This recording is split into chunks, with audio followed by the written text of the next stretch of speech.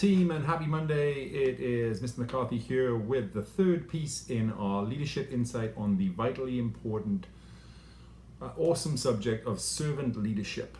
As you know, there are 7 essential practices in servant leadership, divided into 2 categories. Last week, we looked at the 3 practices that are internally focused on ourselves. They were self-awareness, listening, and changing the pyramid. Today I'm going to talk about the 4 practices which are more externally focused on your team.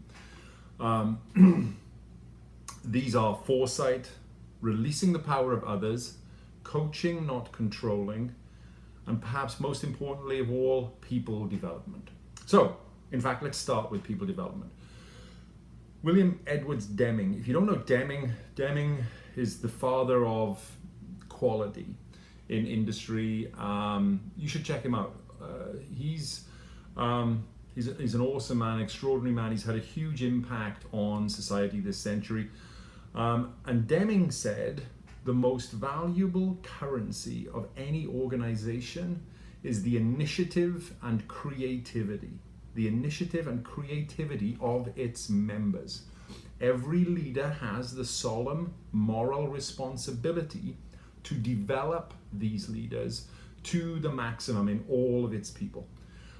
And he says this is the leader's highest priority. I just think that's awesome.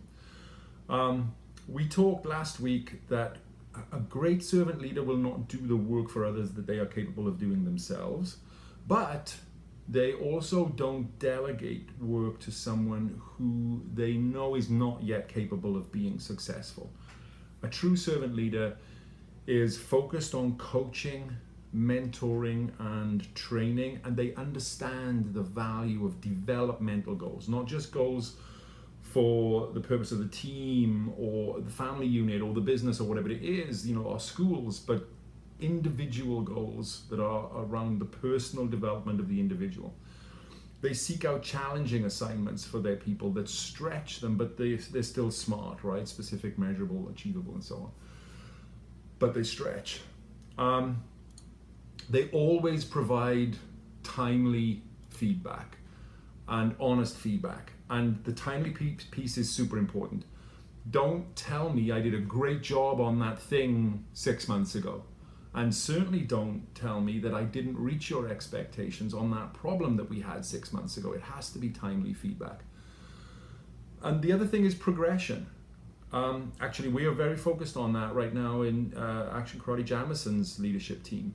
You have to create an environment and a system that assures and enables progression, talent rotation, and the appropriate kind of reward and recognition.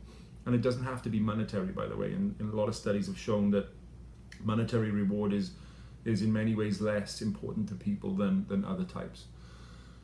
So next, let's talk about coaching and not controlling. Here we could go very deep into the subject of situational leadership, which is really Ken Blanchard's one of the great leadership thinkers in this space. And in fact, maybe we'll do that in another leadership insight topic. But a real servant leader knows that leadership is not about controlling or micromanaging people. It's about caring for people and being a useful resource for people.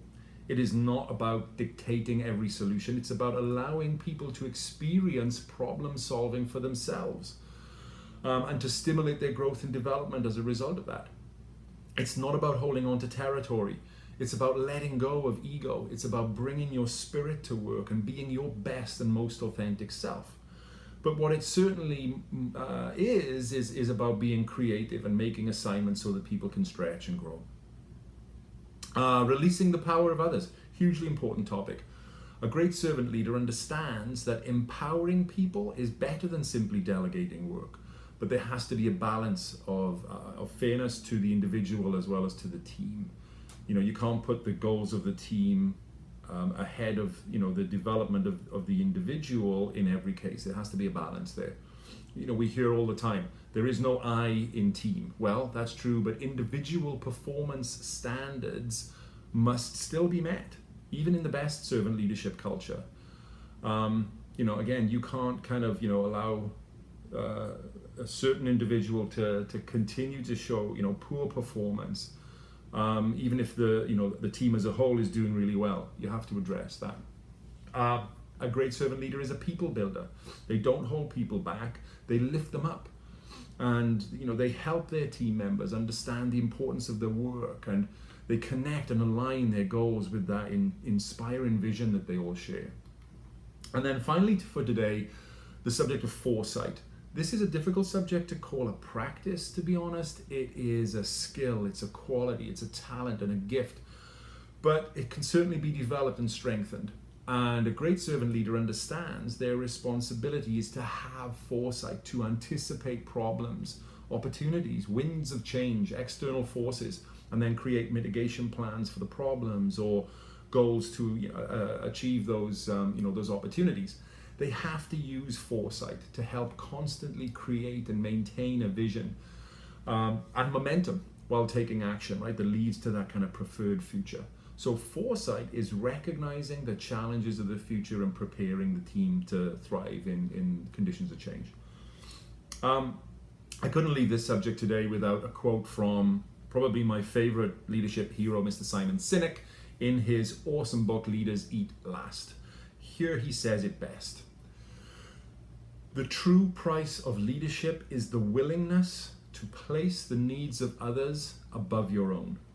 Great leaders truly care about those they are privileged to lead and understand that the true cost of the leadership privilege comes at the expense of self-interest. I just love that.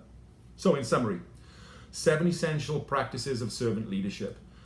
Internally focused are self-awareness, listening and changing the pyramid. Externally focused, foresight, releasing the power of others, coaching, not controlling, and people development. And that's all for now, team. Next week, I'm going to ask, are you a servant leader? And wrap up with a summary to help you put these insights into a development plan for you and your teams. So as always, practice. If you have any questions or any feedback, please, I'd love to hear from you so that I can continue to make these things as interesting, as useful as possible. Okay, thanks and bye for now.